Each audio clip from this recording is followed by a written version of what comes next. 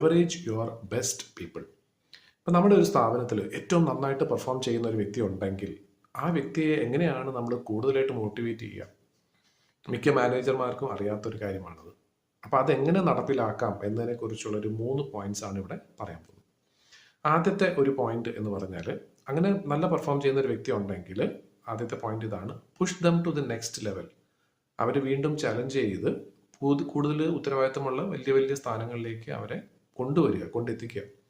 അല്ലെങ്കിൽ എന്താ പറ്റുകയെന്ന് വെച്ചാൽ, അവർ ചെയ്യുന്ന കാര്യങ്ങൾക്ക് ഒരു എക്സ്പെർട്ടൈസ് ഉണ്ടെന്ന് തോന്നിക്കഴിഞ്ഞാൽ മിക്കവാറും അവരെ തന്നെ അവർ അടിഞ്ഞു കൂടാൻ ചാൻസേ ഉള്ളൂ.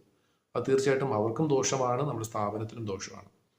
അതിന് പകരം എന്താണ് അവരുടെ കഴിവെന്നുള്ളത് വ്യക്തമായിട്ട് അവരോട് ചോദിച്ച് അല്ലെങ്കിൽ ഡിസ്കസ് ചെയ്ത് മനസ്സിലാക്കി, ഇനി എങ്ങനെ അതിനെ മെച്ചപ്പെടുത്തണം എന്നുള്ളതും കൂടെ മനസ്സിലാക്കി അതിനുള്ള അവസരം കൂടെ കൊടുത്ത് അവരെ വളർത്തിയെടുക്കുക.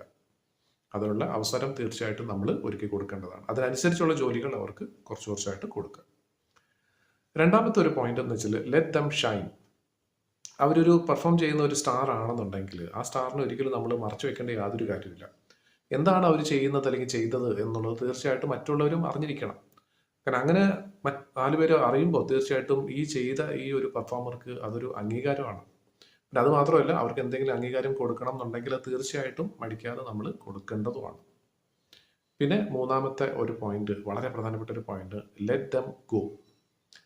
അതായത് പല സ്ഥാപനങ്ങളിലും ഏറ്റവും നല്ലൊരു പൊസിഷനിൽ ഒത്തിരി വർഷം ഇരുന്ന ആളുകൾക്കും ചിലപ്പോൾ ഒരു സമയം കഴിയുമ്പോഴത്തേക്കും എന്തെങ്കിലും കാരണം കൊണ്ടിട്ട് സ്ഥാപനത്തിലുള്ള എന്തെങ്കിലും പ്രശ്നമോ അല്ലെങ്കിൽ അവരുടെ എന്തെങ്കിലും പേഴ്സണൽ ആവശ്യം കൊണ്ട് ചിലപ്പോൾ അവർക്ക് പോകണം എന്നുള്ള താല്പര്യം അവർ പ്രകടിപ്പിക്കുകയാണെന്നുണ്ടെങ്കിൽ പോകാതിരിക്കാനായിട്ട് പരമാവധി നമ്മൾ ശ്രമിക്കുക. പക്ഷേ അത് തടയാൻ പറ്റില്ല എന്നുണ്ടെങ്കിൽ തീർച്ചയായിട്ടും അവരെ വിട്ടേക്കുക.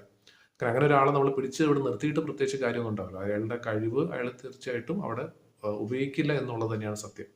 അപ്പം അങ്ങനെ ഒരാളെ നമ്മൾ പിടിച്ചു വെച്ചിട്ട് യാതൊരു കാര്യമല്ല. അവർക്ക് സ്വന്തമായിട്ട് പോകാനുള്ള അനുവാദവും കൊടുക്കുക.